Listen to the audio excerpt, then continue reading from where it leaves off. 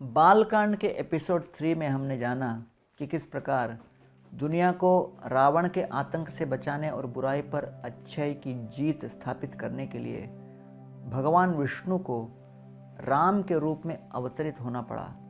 आज के इस एपिसोड में हम जानेंगे कि किस प्रकार श्री रामचंद्र जी ऋषि विश्वामित्र के साथ अपनी पहली राक्षसी लड़ाई के लिए रवाना हुए।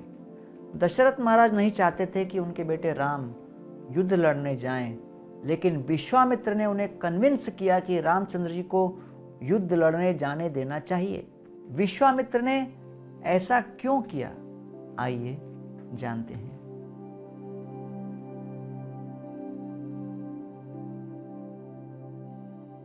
राम का बचपन अब युवा काल में बदल गया था। पिता दशरथ ने अपने बेटे के बचपन के हर एक कदम को जी भर के जिया और हर पल का आनंद लिया। रामचंद्र जी का जो चार्म था वो हर गुजरते पल के साथ बढ़ता गया। जब भी दशरथ महाराज को लगता था कि राम सबसे परफेक्ट हैं, तो वह एक बार फिर चमक उठते थे और दशरथ चकित रह जाते थे। राम और उनके भाई युद्ध की ओर बढ़ रहे थे और दशरथ का यह सोचना शुरू हो गया, अब उनका विवाह करवा देना चाहिए। उन्होंने चर्चा के लिए मंत्रियों के काउंसिल को बुलाया।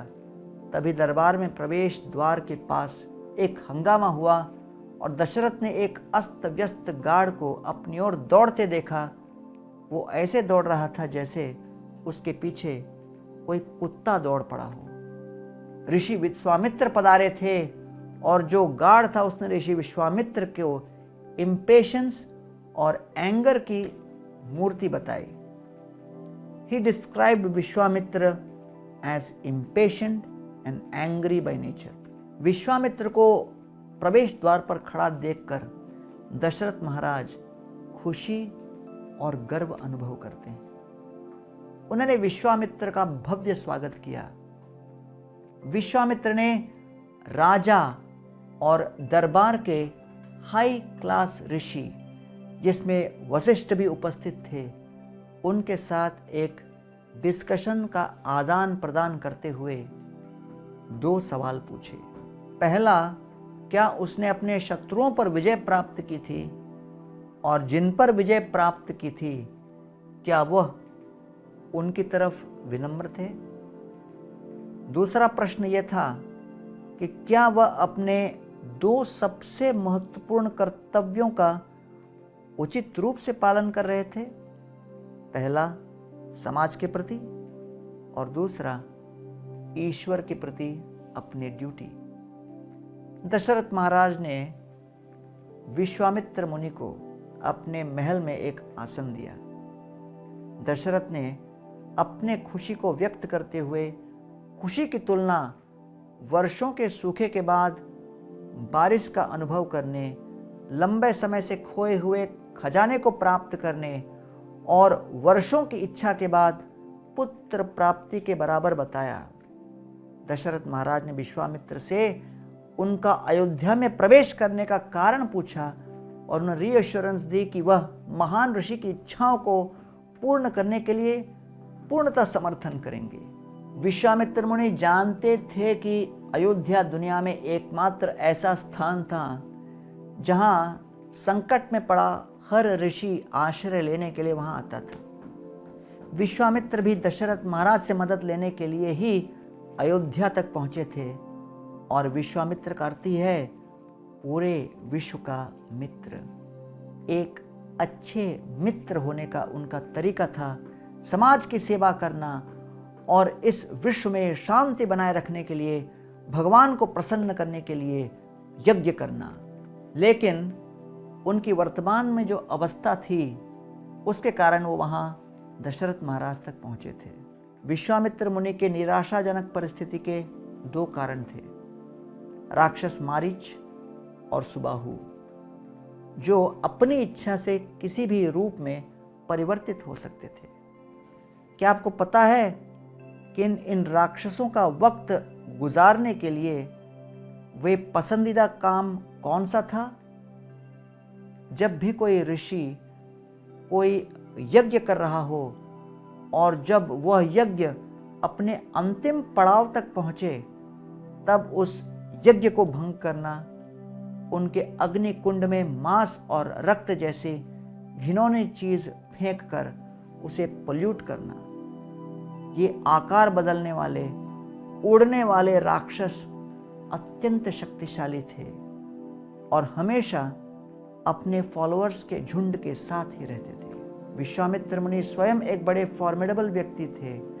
राक्षसों को श्राप देकर उन्हें राख में बदल सकते थे, लेकिन वह अपना बलिदान पूरा होने तक अपने क्रोध को नियंत्रित करने का शपथ ले चुके थे। 2 राक्षसों ने विश्वामित्र की इस लाचारी का लाभ उठाया। बलिदान समारोह के समय अपना कहर बरसाया। उस डिस्टर्बेंस ने विश्वामित्र को हर बार बलिदान को छोड़कर कहीं और उसे फिर से आरंभ करने पर मजबूर किया। विश्वामित्र मुनि चाहते थे कि दशरथ अपने बेटे रामचंद्र जी को अपने साथ जंगल में राक्षसों से अपने यज्ञ की रक्षा के लिए जाने दें। उन्होंने दशरथ महाराज को आश्वासन दिया कि रामचंद्र राक्षसों को नष्ट करने में पूरी तरह सक्षम हैं। विश्वामित्र मुनि के शब्दों ने दशरथ को विचलित कर दिया।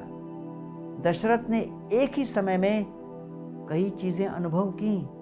उन्हें ऐसा लगा जैसे उन्हें भाले से चुभा दिया गया हो, लकड़ी से जलते हुए स्टिक से मारा गया हो, और जैसे मृत्यु के देवता यमराज ने उन्हें अपने जान देने के लिए कहा हो।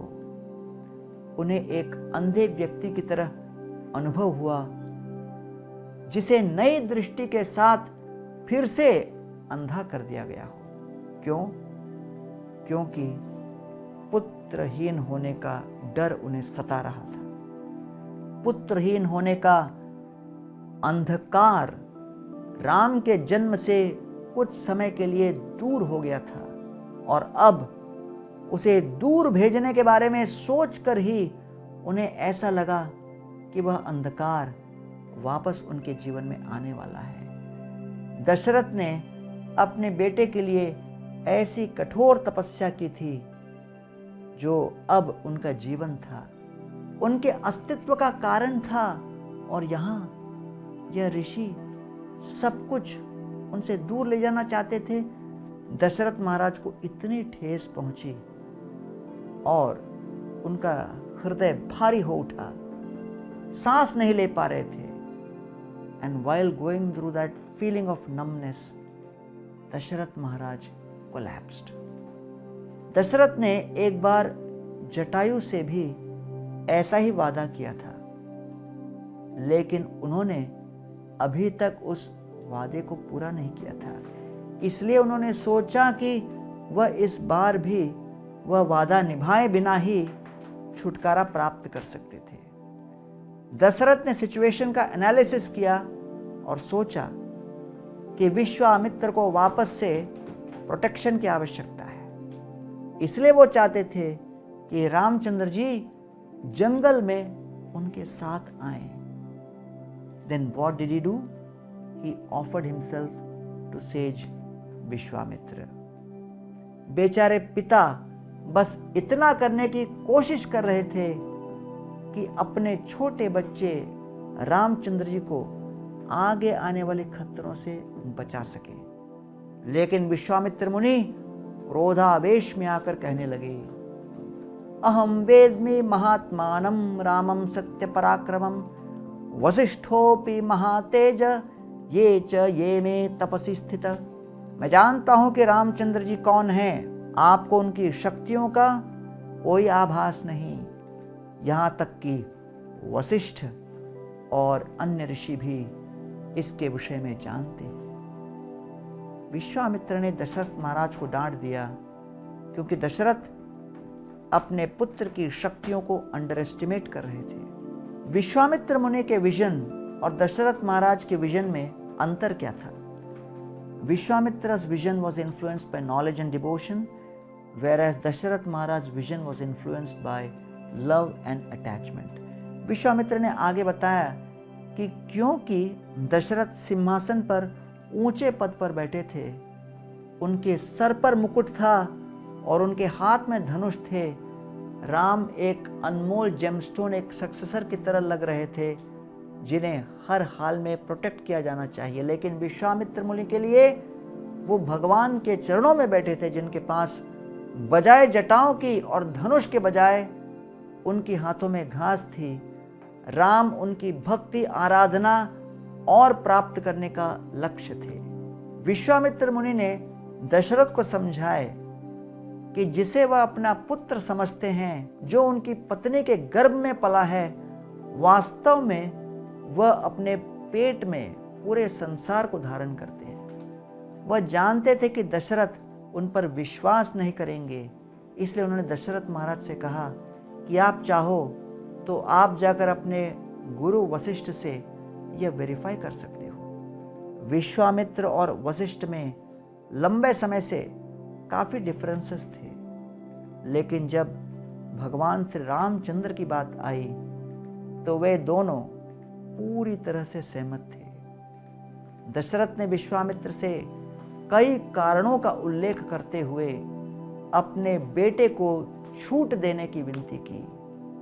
प्रथम, रामचंद्र जी केवल 12 वर्ष के थे, न कि 16 वर्ष के, जो युद्ध में भाग लेने के लिए मिनिमम एज रिक्वायरमेंट थी। दूसरा, दशरथ महाराज ने कहा कि रामचंद्र जी के कमल नयन आंखें, नेत्र अपने आप ही सूर्यास्त के समय बंद होने लगती हैं। रामो राजीव लोचन, सूर्यास्त के समय जब कमल की पंखुड़ियां बंद हो जाती थीं, तब रामचंद्र जी निद्रा को प्राप्त हो जाते थे। वह उन राक्षसों से कैसे लड़ सकते जो रात में सक्रिय होते हैं। तीसरा, दशरथ ने जोर देकर कहा कि राम राक्षसों से अकेले लड़ने के लिए सुयोग्य नहीं। उन्होंने राक्षसों के साथ युद्ध करने के लिए स्वयं को और अपने संपूर्ण सेना को ही ऑफर कर दिया। दशरथ महाराज का प्रेम इतना गहरा था कि उसने इन्हें शॉर्ट साइटेड बना दिया। वह यह नहीं सोच सके कि विश्वामित्र का साथ रामचंद्र जी के लिए वैल्यूबल हो सकता है। विश्वामित्र का दृष्टिकोण एक शिक्षक होने के नाते फेयरनेस से सशक्त था। विश्वामित्र ने रामचंद्र जी को एक कच्चे हीरे के रूप में देखा और स्वयं को उस जौहरी के रूप में देखा जिसके पास उस हीरे को तराशने की क्षमता थी। लेकिन दुर्भाग्य से जौहरी के पास हीरा नहीं था, और जिसके पास हीरा था वह उस चमक को नहीं देख पा रहे थे जिसके पॉलिश करने पर निखर सकती थी। विश्वामित्र राम को दशरथ जितना नहीं जानते थे, but he had the foresight to turn talent into value and success. Vishwamitra Muni को पूरा विश्वास था कि रामचंद्र जी की पूरे समाज के लिए आदर्श बन सकते हैं। उन्होंने अनुभव किया कि दशरथ महाराज का लगाव उसके बेटे की कैपेबिलिटीज को दबा रहा है।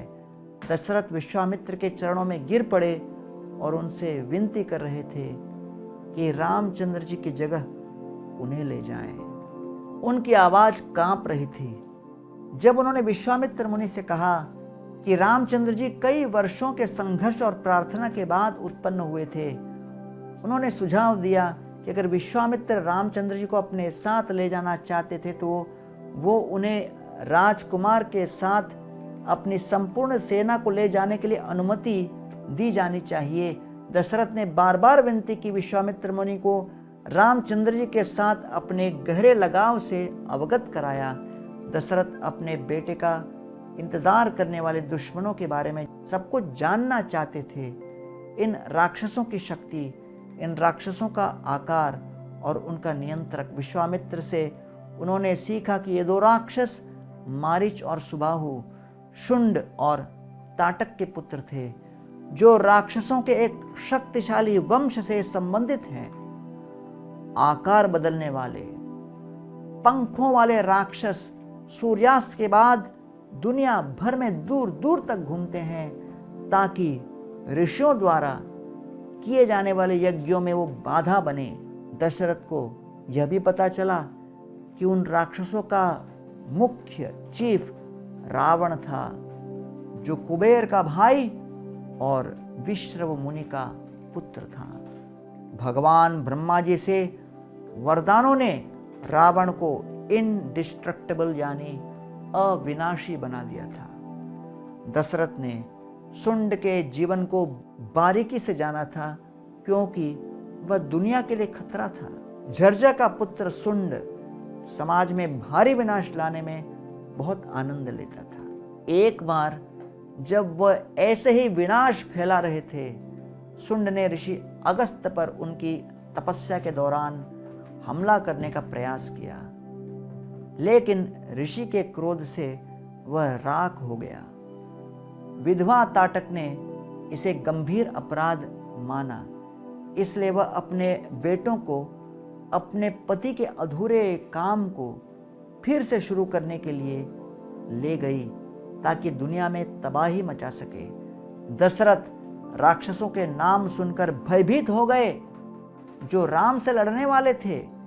यहाँ तक कि वो खुद जो एक कुशल योद्धा थे, ऐसे शक्तिशाली राक्षसों के खिलाफ सफलतापूर्वक लड़ाई नहीं लड़ सकते थे, तो फिर रामचंद्र कैसे लड़े। दशरथ ने विश्वामित्र मुनि को इक्ष्वाकु वंश के एक वेल विशर और एक गुरु के नाते समझाने का प्रयास किया। उन्हें पुत्र के कल्याण के विषय में सोचना चाहिए और उनका मार्गदर्शन करना चाहिए और राम को राक्षसों से लड़ने के लिए नहीं ले जाना चाहिए, क्योंकि महान देवता गंधर्व और अन्य शक्तिशाली प्राणी भी उन्हें नहीं मार सकते थे, तो राम कैसे मारेंगे। जिस तरह गर्मी पानी को उसके बॉइलिंग पॉइंट तक ले जाती है, उसी तरह दशरथ महाराज के उदासी में उत्पन्न तर्क ने विश्वामित्र मुनि के क्रोध को उसकी सीमा तक पहुंचा दिया। उसके धैर्य की परीक्षा उससे कहीं ज्यादा ली गई थी जितना वह सहन नहीं कर सकता था। वह एक वायलेंट ओशन की तरह फूट पड़ा। उनकी आंखें जलते हुए कोयले की भांति लाल लाल हो गई। उसकी भौवें यानी आईब्रोज गुस्से में सिकुड़ गईं और उनके रिंकल्ड माथे को छिपाते हुए विश्वामित्र मुनि के क्रोध का भय पूरे राजमहल में गूंज उठा। दशरथ महाराज के जो जस्टिफिकेशंस थे वो विश्वामित्र मुनि के बढ़ते हुए क्रोध के लिए फ्यूल की तरह बन गए, जैसे यज्ञ की अग्नि में डाला गया घी। दशरथ महाराज विश्वामित्र मुनि और उसकी इच्छा के बीच आए थे। ऋषि ने दशरथ को बहुत ताने मारे। उन्होंने दशरथ महाराज को उनके वंश के नाम गौरव को ठुकराने के लिए भी ताने मारे और उनसे कहा कि निर्णय लेने से पहले फिर सोचे। दोबारा सोचने और समझने में ही उनकी समझदारी होगी। दशरथ महाराज ने शर्म से सिर झुका लिया।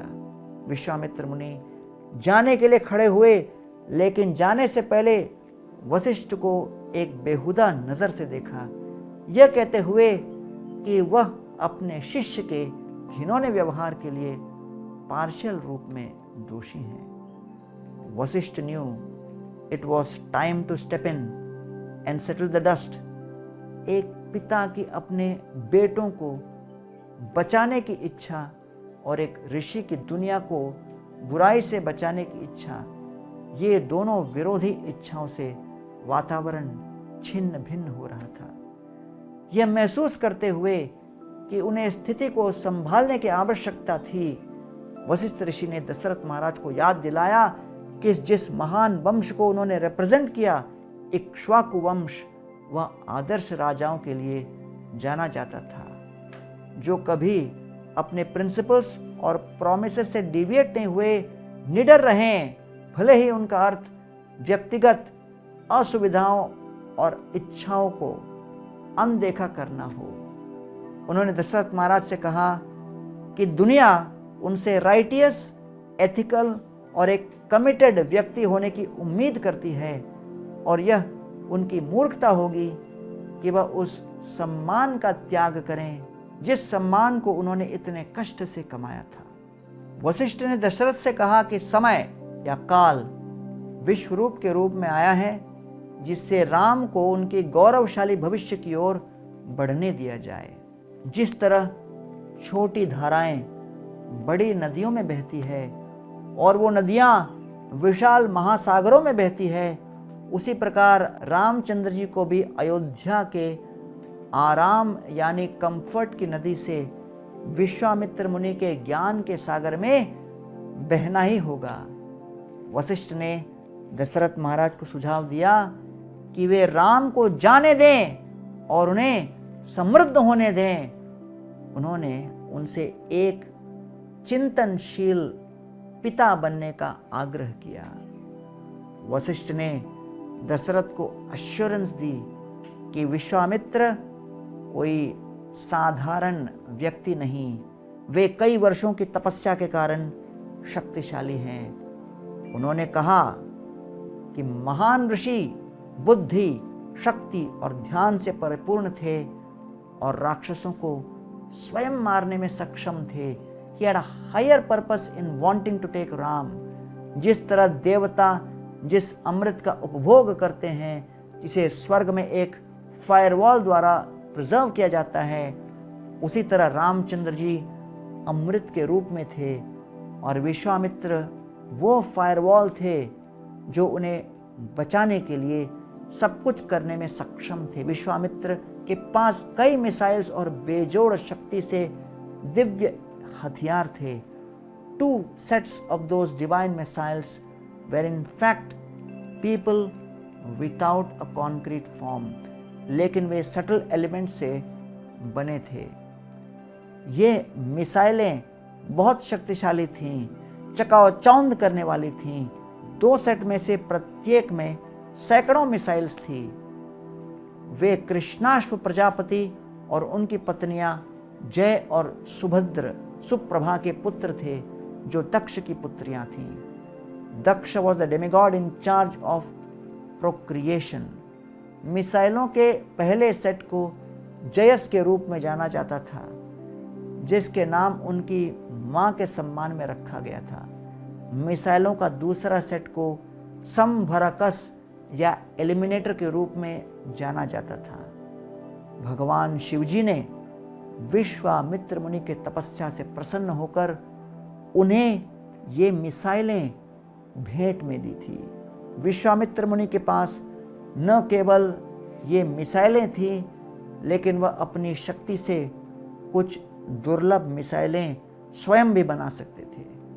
उनके पास इन हथियारों को पूर्णता के साथ उपयोग करने और इस विश्व में किसी भी हथियार को नष्ट करने की क्षमता थी।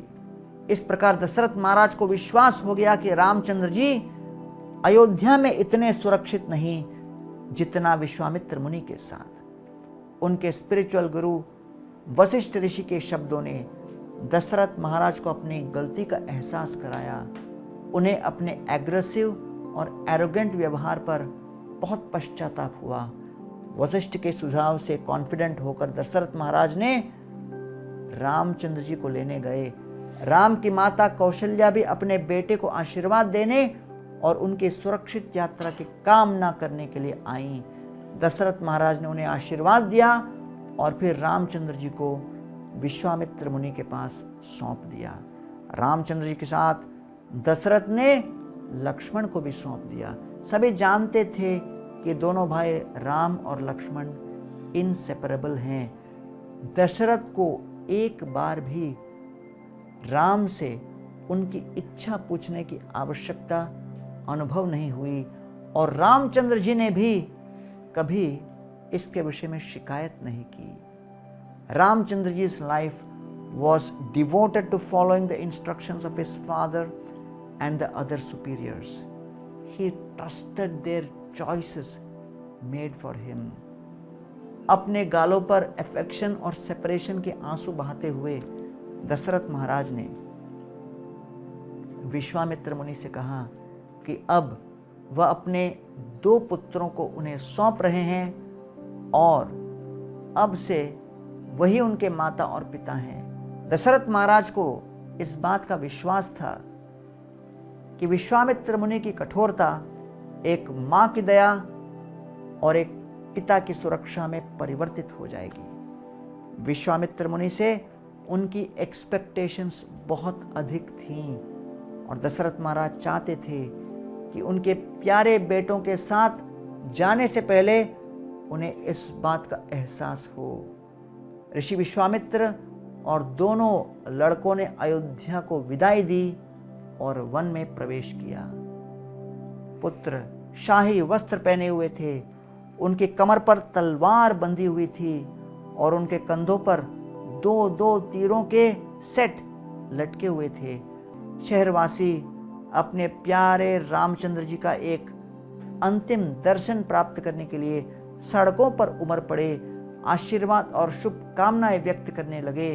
लड़कों की विदाई के लिए एक शुभ वातावरण बनाने के लिए अयोध्या की सड़कों पर मधुर संगीत चलाया गया। जैसे ही राम और लक्ष्मण दूर जा रहे थे, दशरथ महाराज की दृष्टि भी उतने ही उनका पीछा कर रही थी। दशरथ महाराज अनुभव कर रहे थे कि जैसे उनका जीवन उनसे निकलकर दूर चलता चला जा रहा था। दशरथ महाराज तब तक रामचंद्र जी की दिशा में देखते चले गए जब तक वो दृष्टि से ओझल नहीं हुए। इसके साथ रामचंद्र और लक्ष्मण राक्षसों के साथ अपना पहला युद्ध करने के लिए निकल पड़े। यहाँ समाप्त होता है एपिसोड 4 बाल कांड का। रामायण सीरीज के आगे के एपिसोड्स हर सप्ताह आपके समक्ष गुरुवार के दिन हम प्रस्तुत करेंगे। चैनल पर बने रहिए। जय श्री राम, हरे कृष्ण।